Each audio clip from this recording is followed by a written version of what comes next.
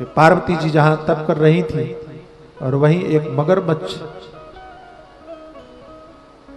सरोवर में प्रकट हुआ और बालक को पांव पकड़ के खींचने लगा। बालक चिल्लाने लगा, बचाओ बचाओ बचाओ। पार्वती जी की दृष्टि गई और उठ करके गई और मगरमच्छ से हाथ जोड़ा कि हे देव, इसको छोड़ दो। तो मगरमच्छ ने कहा कि मैं छोड़ दूं तो मैं खाऊंगा क्या? पार्वती जी ने कहा हमें खा लो। बोले ना, आप तो महान है, आपने इतनी तपस्या की है, आपको खा करके मुझे नरक में थोड़ी जाना है, तो तुम इसको कैसे छोड़ोगे? तो मगरमच्छ ने कहा कि मैं छोड़ तो सकता हूं, लेकिन हमको भी तो कोई लाभ होना चाहिए। क्या लाभ चाहते हो?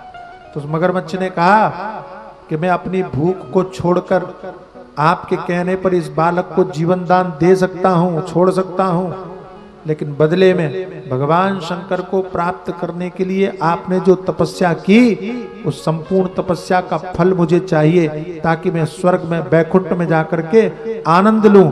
पार्वती जी ने जैसे ही सुना, समय नहीं लिया, विचार नहीं किया, सरोवर से जल लिया, हाथ में जल लेकर के संकल्प किया कि हे प्रभु, भगवान शंकर को पाने के लिए मैंने जितना तप किया है, उस संपूर्ण तपस्या का फल मैं इस मगरमच्छ को दान करती हूँ। जैसी वो जल नीचे गिरा, भगवान शंकर प्रकट हो गए। बोलो शंकर भगवान की जय।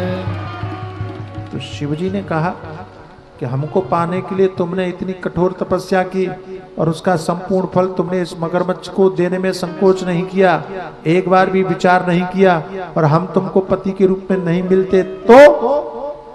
पार्वती जी ने कहा महाराज, आप तो हमारे हैं, आज नहीं तो मैं कल आपको पुनः तपस्या करके प्राप्त कर लेती।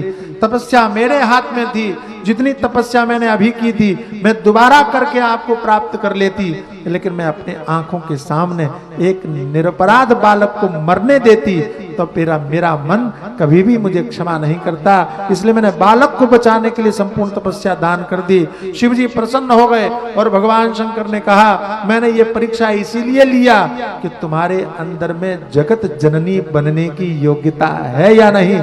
आज इस बालक को बचा करके तुमने सिद्ध कर दिया।